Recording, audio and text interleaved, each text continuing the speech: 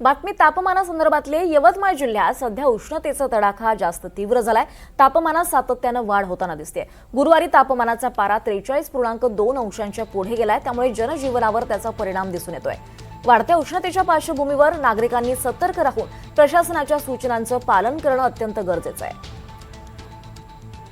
याचा आढावा घेतलाय आमचे प्रतिनिधी प्रतीक राठोड यांनी।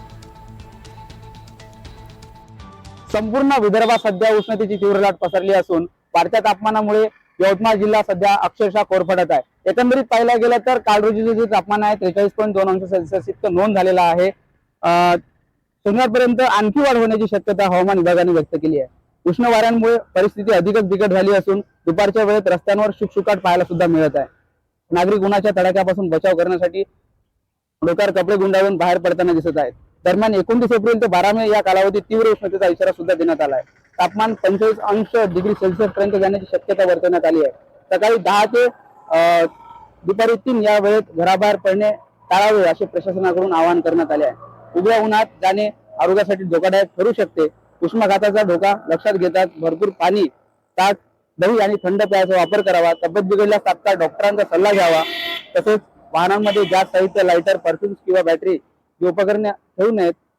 कारच्या काचा थोड्या उघड्या ठेवाव्यात आणि टायर जास्त फुगू नये अशा सूचनाही देण्यात आल्या आहे। घरात योग्य वायू जीवन ठेवणे, एसीचा मर्यादित वापर करणे आणि थेट सूर्यप्रकाश टाळणे अत्यंत गरजेचं आहे।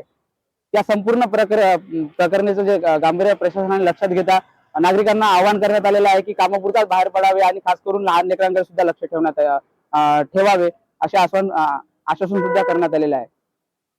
प्रतीक राठोड, NDTV मराठी, यवतमाळ। तर विदर्भात उष्णतेची लाट आली आहे। तापमान 45 अंशांवर गेलेलं आहे। यवतमाळमध्ये तापमानाचा पारा 43 अंश सेल्सिअस इतका झालेला आहे। त्यामुळे नागरिकांनी सतर्क राहावं असं आवाहन करण्यात आलेलं आहे। नागरिकांना प्रशासनाच्या सूचना देण्यात आलेल्या आहेत। विदर्भात उष्णतेची लाट आली आहे, त्यामुळे तब्येतीला सांभाळण्याचं आवाहन करण्यात आलेलं आहे। यवतमाळमध्ये तर पारा 43 अंश सेल्सिअस इतका झालेला आहे। त्यामुळे या वाढत्या उष्णतेच्या पार्श्वभूमीवर नागरिकांनी सतर्क राहण्याचं आवाहन प्रशासनाकडून करण्यात आलेलं आहे। राज्यभरात